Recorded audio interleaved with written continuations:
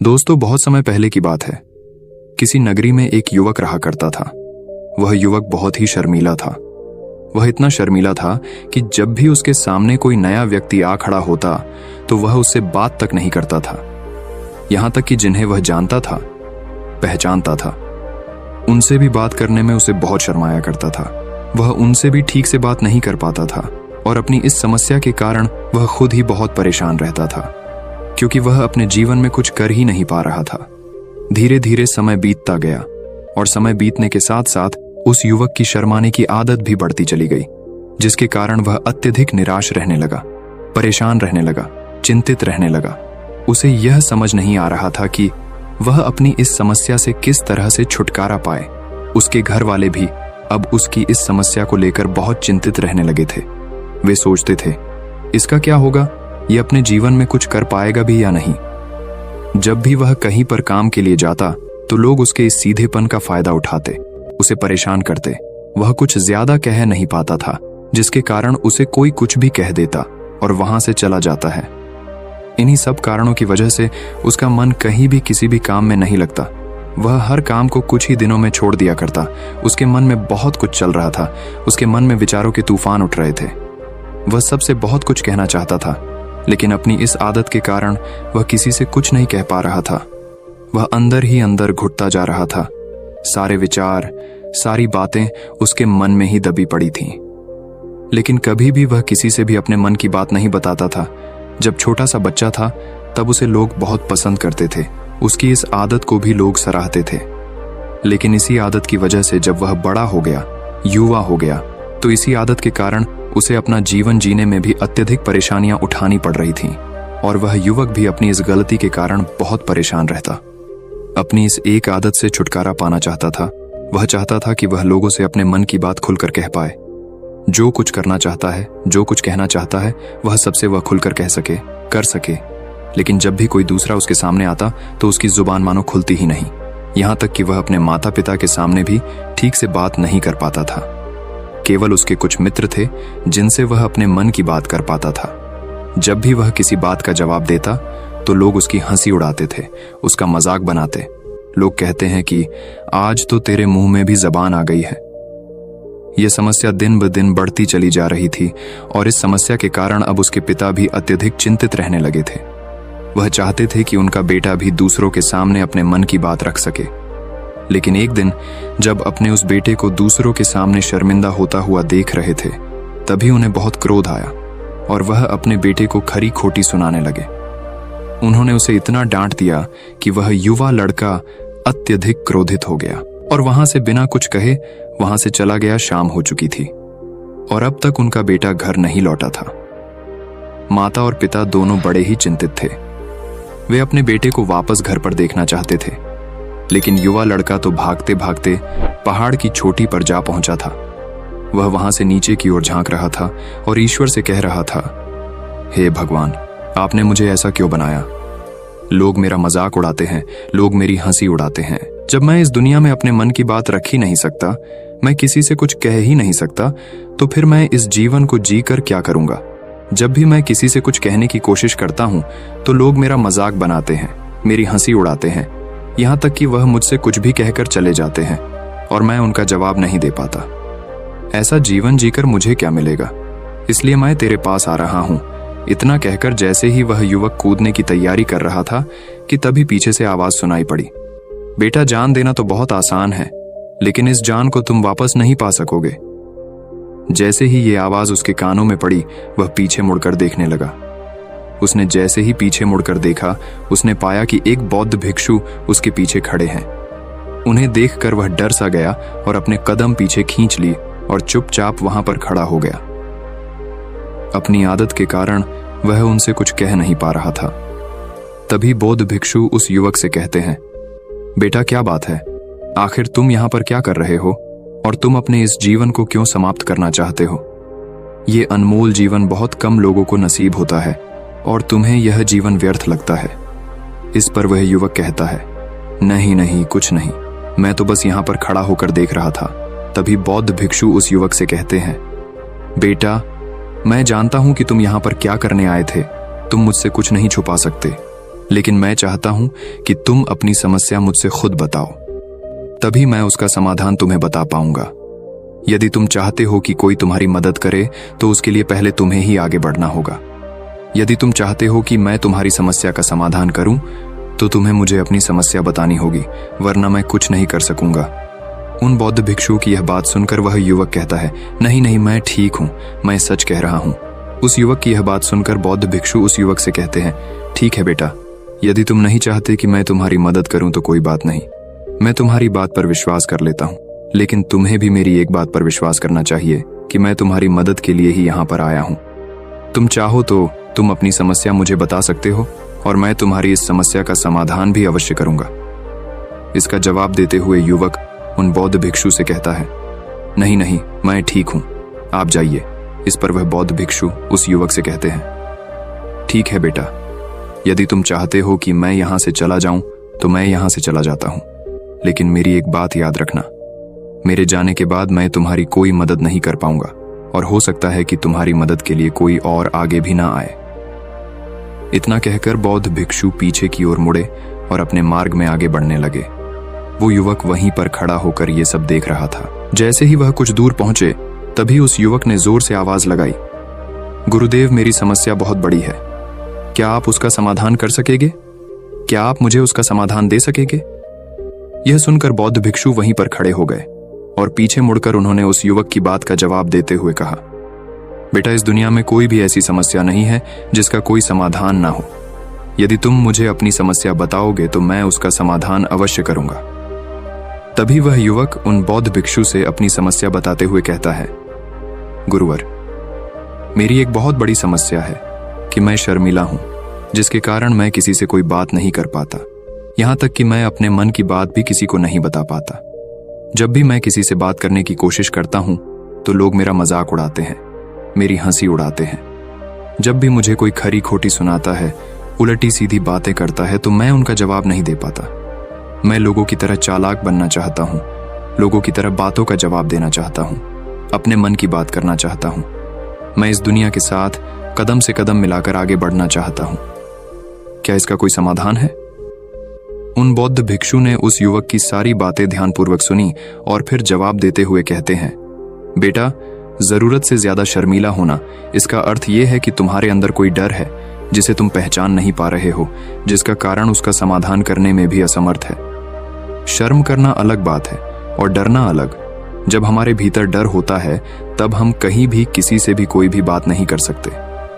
हमें चारों तरफ केवल डर ही नजर आता है और हम हर जगह से डरते ही रहते हैं। लेकिन इसे शर्माना नहीं कहते। शर्म तो बस एक हद तक तुम्हें चुप रख सकता है। फिर वह बौद्ध भिक्षु उस युवक से कहते हैं, बेटा, तुम सबसे अधिक किससे शर्माते हो? युवक इसका जवाब देते हुए कहता है, गुरुवर, मुझे अपने पिता से बात करने में बहुत शर्म आती है। मैं उनके सामने कुछ बोल ही नहीं पाता। तभी वह बौद्ध भिक्षु उस युवक से कहते हैं, अच्छा, तो ये बताओ, जब तुम अपने पिता से बात कर रहे होते हो या फिर बात करने का प्रयास करते हो तो तुम्हारे मन में कैसे ख्याल आते हैं? युवक इसका जवाब देते हुए कहता है, गुरुवर, जब भी मैं अपने पिता से बात करने का प्रयास करता हूं तो मुझे ऐसा लगता है कि मानो मेरे पिता अभी मुझे डांट देंगे, मुझ पर क्रोध करेंगे, मुझसे नाराज हो जाएंगे और कहीं ना कहीं मुझे यह भी लगता है कि मैं कुछ गलत बात ही करूंगा। यहां तक कि मेरे मन में ऐसे भी ख्याल आते हैं कि शायद मेरे पिता मुझसे प्यार ही नहीं करते। परंतु गुरुवर, आप कहते हैं कि शर्म अलग है और डरना अलग बात है, तो क्या कोई ऐसा उपाय है जिससे मुझे डर ही ना हो? क्या कोई ऐसा रास्ता है जिससे मेरे अंदर का यह डर पूरी तरह से समाप्त हो जाए? कृपा करके मुझे इस समस्या का समाधान बताइए। मुझे अपने इस डर से बाहर निकलना है। मुझे लोगों की तरह अपने इस जीवन को खुलकर जीना है। उस युवक की यह सारी बातें सुनकर बौद्ध भिक्षु उस युवक से कहते हैं, जाओ और अपने पिता से कहो कि मुझे कुछ काम करना है और उसके लिए मुझे आपसे कुछ धन चाहिए। यदि तुम उनसे धन मांगने में कामयाब हो गए तो मैं तुम्हें तुम्हारी समस्या का समाधान अवश्य बताऊंगा। वह युवक काफी घबरा गया। उसने उन गुरुवर से कहा, हे गुरुवर, मुझे यह कार्य न दीजिए। मैं उनसे कुछ नहीं कह पाता। उनके सामने तो मेरी बोलती तक बंद हो जाती है। मैं उनसे धन भला कैसे मांगूंगा? ये बात सुनकर बौद्ध भिक्षु उस युवक से कहते हैं, तब तो तुम्हारी समस्या का कोई भी समाधान नहीं है और ना ही तुम कभी भी अपने जीवन को खुलकर जी पाओगे। ये बात सुनकर युवक उन भिक्षुओं से कहता है, गुरुवर्ग, ऐसा ना कहे, कृपा करके मुझे कोई और कार्य बताइए, कोई ऐसा कार्य जिससे मेरे अंदर का डर पूरी तरह से समाप्त हो जाए। कोई ऐसा समाधान बताइए। इसका जवाब देते हुए वह बौद्ध भिक्षु उस युवक से कहते हैं, बेटा, यदि तुम्हें अपने अंदर के डर को समाप्त करना है तो पहले तुम्हें मेरा यह कार्य करना होगा जो मैंने तुम्हें कहा है। वह युवक घबराकर काफी देर सोच विचार करने के बाद पुन गुरुवर से कहता है, ठीक है, यदि आप चाहते हैं कि मैं इस कार्य को करूं तो मैं इसे करने का पूरा प्रयास करूंगा। इतना कहकर वह युवक अपने घर लौट जाता है। उसे देखकर उसके माता पिता बहुत खुश हो जाते हैं और वह युवक अपने पिता से डरते डरते कहता है, पिताजी, मुझे आपसे कुछ बात कहनी है। इस पर उसके पिता कहते हैं, बोलो क्या बात है। युवक आगे कहता है, पिताजी, मैं कुछ काम करना चाहता हूं और उसके लिए मुझे आपसे कुछ धन चाहिए। क्या आप मुझे कुछ धन दे सकते हैं? इतना सुनकर उस युवक के पिता ने उसकी ओर ध्यान से देखा। काफी देर देखने के बाद वह खुशी से झूम उठे और तुरंत ही उन्होंने कुछ धन अपने पुत्र के हाथों पर रख दिया और कहने लगे, बेटा, इतना धन काफी है कि तुम्हें और चाहिए। इसके जवाब में वह युवक अपने पिता से कहता है, नहीं नहीं पिताजी, इतना काफी है, मैं इतने से काम चला लूंगा। वह युवक को उस धन को लेकर तुरंत दौड़ा दौड़ा उन बौद्ध भिक्षु के पास लौटा और जो धन उसने अपने हाथों में ले रखा था उसे दिखाते हुए वह कहता है, गुरुवर, जैसा आपने कहा था मैं धन लेकर आपके पास आ चुका हूं। मैंने अपने पिता से धन मांग लिया है। अब मुझे आप मेरी समस्या का समाधान बताओ। तभी बौद्ध भिक्षु उस युवक से कहते हैं, अरे इतनी जल्दी क्या है, अभी तो तुम्हें मेरे लिए एक और काम करना है, तभी मैं तुम्हें तुम्हारी समस्या का समाधान अवश्य बताऊंगा। और यदि तुम मेरे लिए इस कार्य को पूरा नहीं कर सके तो मैं तुम्हें कभी भी तुम्हारी समस्या का समाधान नहीं बताने वाला। तभी वह युवक उन बौद्ध भिक्षुओं से कहता है, हे गुरुवर, अभी तो मैंने आपके लिए एक काम किया है, अभी आप मुझे एक और काम करने के लिए कह रहे हैं। तभी बौद्ध भिक्षु उस युवक से कहते हैं, हाँ, तुम्हें मेरे लिए एक और काम करना ही होगा। वह युवक एक बार फिर से काफी देर सोच विचार कर उन बौद्ध भिक्षु से कहता है, अच्छा ठीक है, बताइए अब मुझे क्या करना है। इसके जवाब में बौद्ध भिक्षु उस युवक से कहते हैं, जाओ और यह धन जो तुमने अपने पिता से मांग कर लाया है, इस धन को वापस अपने पिता को लौटा दो और साथ साथ ये भी कहना कि पिताजी, मैं अभी काम नहीं करना चाहता हूं, लेकिन जब समय आएगा तो मैं आपसे यह धन वापस ले लूंगा और उससे अपना काम पूरा करूंगा। यह बात सुनकर युवक एक बार फिर से ऊपर से नीचे तक पूरी तरह से कांप गया और कहने लगा, गुरुवर, आप मुझे कोई और काम सौंप दीजिए, मैं उसे जरूर करूंगा, लेकिन अब यदि मैं धन लेकर उनके पास वापस गया तो वह क्या सोचेंगे मेरे बारे में? मैं तो शर्मिंदा हो जाऊंगा उनके सामने। इसलिए गुरुवर, कृपया करके मुझे कोई और काम दे। तभी बौद्ध भिक्षु उस युवक से कहते हैं, बेटा, जो काम मैंने तुम्हें सौंपा है तुम्हें उसी कार्य को पूरा करना होगा, अन्यथा तुम्हारी समस्या का समाधान मैं तुम्हें नहीं बताने वाला। काफी देर सोच विचार करने के बाद वह उन बौद्ध भिक्षु से कहता है, ठीक है गुरुवर, मैं वापस जाता हूं और ये धन लौटाकर मैं अब भी आता। वह तुरंत दौड़ा अपने पिता के पास वापस लौटा और उसने अपने पिता से कहा, पिताजी, मैं यह धन अभी नहीं लेना चाहता, अभी ये धन आप मुझसे वापस ले लीजिए, जब मुझे कोई काम पड़ेगा तो मैं आपसे ये धन वापस ले लूंगा। उसके पिता ने उस युवक की तरफ घूर घूर कर काफी देर तक देखा और फिर मुस्कुराते हुए कहने लगे, बेटा, मैं समझता हूं कि किसी भी काम को शुरू करने से पहले हमें उसके बारे में जानकारी इकट्ठा करनी चाहिए, उसके बारे में समझना जरूरी है। कब, क्या, कैसे और कब तक करना है, इसके बारे में भी हमें जानकारी लेनी जरूरी है। कोई भी काम ऐसे ही नहीं शुरू किया जा सकता, इसका भी अनुमान हमें लगाना पड़ता है। और जब हम इन सभी के बारे में सही जानकारी प्राप्त कर लेते हैं तभी हमें धन लगाना चाहिए। मुझे बहुत खुशी है कि तुमने ये सही निर्णय लिया है। जब तुम्हें यह समझ में आ जाए कि जो कार्य तुम करने जा रहे हो वह तुम्हारे लिए उचित है, तब तुम चाहो तो मैं तुम्हें यह धन वापस लौटा दूंगा। युवक अपने पिता से यह सारी बातें सुनकर मन ही मन बहुत प्रसन्न था।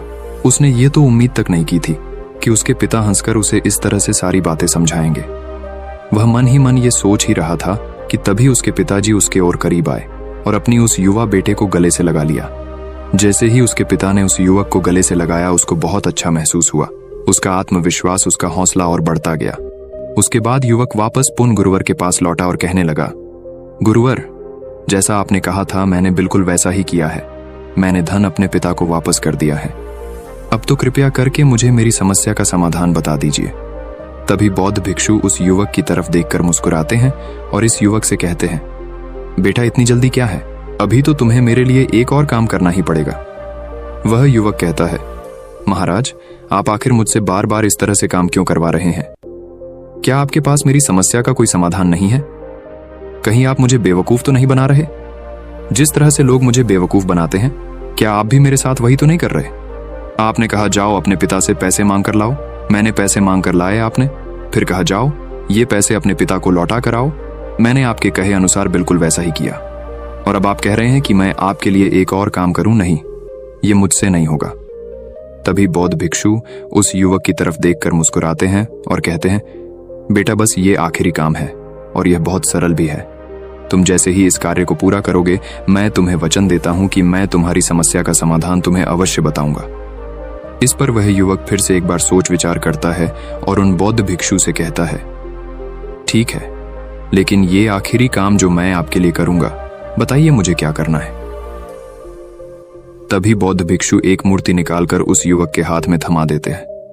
वह मूर्ति देखने में बहुत ही साधारण सी थी, लेकिन वह बौद्ध भिक्षु उस युवक से कहते हैं, बेटा तुम्हें इसे बाजार में ले जाना है, इसे बेचना है और इसके बदले में तुम्हें 100 सोने के सिक्के लेकर आने हैं।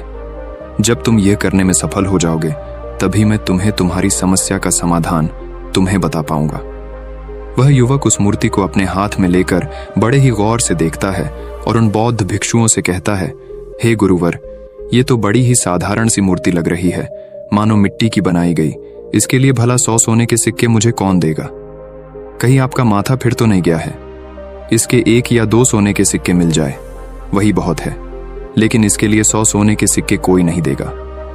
तभी बौद्ध भिक्षु उस युवक से कहते हैं, बेटा मैंने जो तुम्हें काम सौंपा है, यदि तुम उसे पूरा करोगे तभी तुम्हें तुम्हारी समस्या का समाधान मिल पाएगा, अन्यथा तुम चाहो तो अपने घर लौट सकते हो, फिर से वही अपने पुराने जीवन में जहां लोग तुम्हारा मजाक बनाते हैं, लोग तुम्हें डराते हैं, सताते। मैं तुम्हें यहाँ अपने डर को निकालने में तुम्हारी मदद कर रहा हूँ। तुम मेरे यहाँ काम करके अपने डर को धीरे धीरे भगा पाओगे। मेरे इस काम को पूरा कर दो, तुम्हें सब समझ आ जाएगा। वह युवक उन बौद्ध भिक्षुओं की बात सुनकर मन ही मन ये विचार करता है कि मुझे तो मेरी समस्या का समाधान किसी भी हालत में चाहिए, जिस कारण वह उस मूर्ति को उठाकर बाजार की ओर चल पड़ता है। बाजार पहुंचकर वो एक जगह चुपचाप उस मूर्ति को लेकर खड़ा हो जाता है और इंतजार करने लगता है कि कोई आएगा और उसे उस मूर्ति के बारे में पूछेगा, और तब वह उस मूर्ति के लिए 100 सोने के सिक्के की मांग करेगा। देखते ही देखते काफी समय बीत गया, लेकिन अभी तक उसके पास कोई भी व्यक्ति नहीं आया था। उसने आसपास देखा तो लोग चिल्ला चिल्ला कर अपने सामानों को बेच रहे थे, जोर जोर से आवाज लगा रहे थे। उसने भी सोचा, यदि मुझे अपनी इस मूर्ति को बेचना है तो मुझे भी जोर जोर से आवाज लगानी होगी। उस युवक ने चिल्लाना शुरू किया, लेकिन वह इतनी जोर से नहीं चिल्ला रहा था, उसकी आवाज उसे खुद तक सुनाई नहीं पड़ रही थी। तो भला उसकी आवाज को दूसरे कैसे सुनते, जिस कारण उसे कोई भी व्यक्ति खरीदने के लिए तैयार नहीं था। धीरे धीरे शाम का समय हो चुका था और उस व्यक्ति को यह डर था कि कहीं वह बौद्ध भिक्षु वहां से कहीं चला ना जाए, अन्यथा उसे उसकी समस्या का समाधान कौन देगा। ये सोचकर उसने जोर जोर से आवाज लगानी शुरू की कि 100 सोने के सिक्के में यह मूर्ति ले लो। उसकी आवाज सुनकर लोग उसके पास आने लगे और उससे यह सवाल करने लगे, इस मूर्ति में ऐसा क्या है जो तुम इसके लिए 100 सोने के सिक्कों की मांग रहे हो? इसके अंदर ऐसा कुछ तो खास होगा ही। युवक काफी देर सोच विचार कर उस युवक से कहता है, नहीं नहीं, मुझे कुछ नहीं पता, मैं तो बस ये मूर्ति यहां पर बेचने आया हूं। तभी उसमें से एक युवक उस युवक से कहता है, अगर ऐसी बात है तो इस मूर्ति को कोई नहीं खरीदने वाला। आखिर इस मूर्ति में ऐसा क्या खास है जिसके लिए तुम सोने के सिक्के की मांग कर रहे हो? ये तो तुम्हें बताना ही पड़ेगा।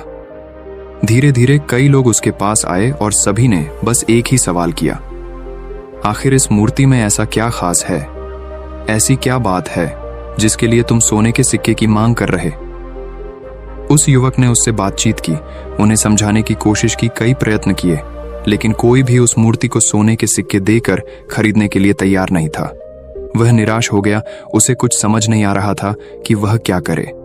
तभी बाजार में उसने देखा कि कुछ लोग अपने सामानों की खासियत बता रहे हैं, उसे बेचने के लिए उसकी खास खास बातों के बारे में लोगों को समझा रहे हैं। ये देखकर उसने भी सोचा कि मुझे भी इस मूर्ति की कुछ खासियत लोगों को बतानी है। उसने फिर एक बार जोर जोर से आवाज लगानी शुरू की।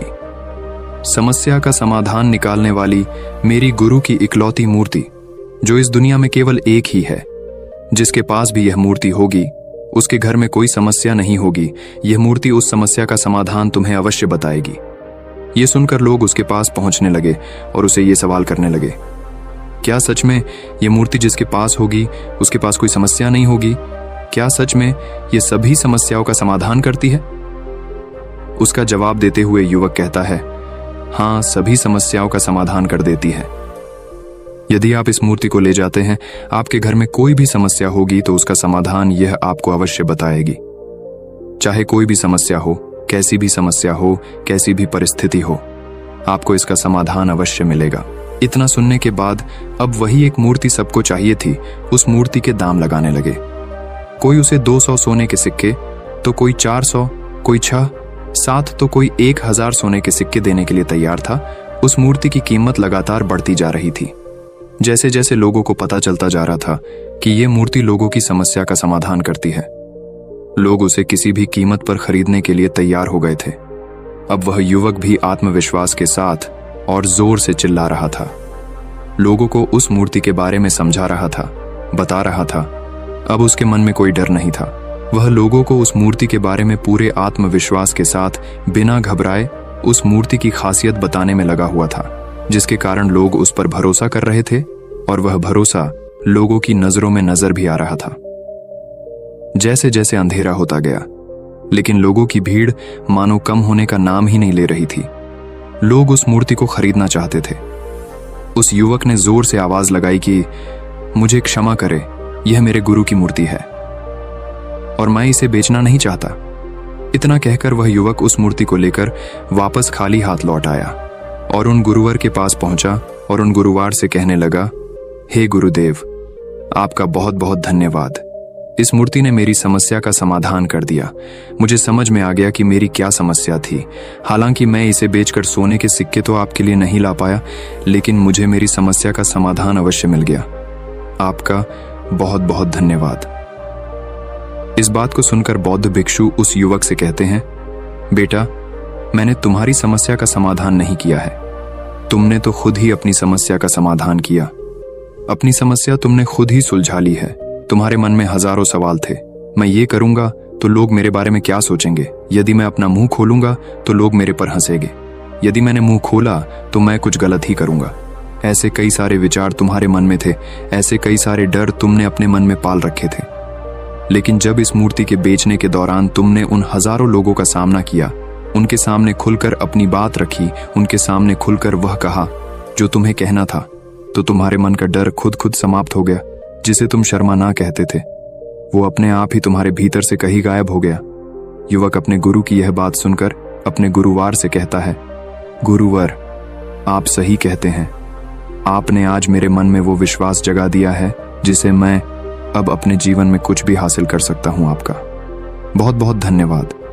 डर को धीरे धीरे खत्म करने से ना ही आपको शर्म आएगी और ना ही डर लगेगा, और जब आपके भीतर का डर हमेशा के लिए समाप्त हो जाएगा तो आप अपने जीवन में जो भी कुछ करना चाहते हैं, जो भी कुछ पाना चाहते हैं, उसका रास्ता आपके लिए पूरी तरह से साफ हो जाएगा और आप अपने मार्ग पर तेजी से आगे की ओर बढ़ने में सक्षम भी हो जाएंगे।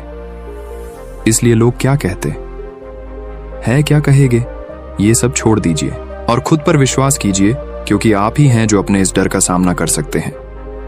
इस वीडियो को लाइक करें तथा अपने दोस्तों के साथ शेयर करें और हमें सब्सक्राइब करना ना भूलें। और हाँ, इस वीडियो से कोई भी सवाल है तो आप कमेंट में पूछ सकते हैं, क्योंकि आपकी कमेंट से हमें वीडियो बनाने का मोटिवेशन मिलता है। धन्यवाद।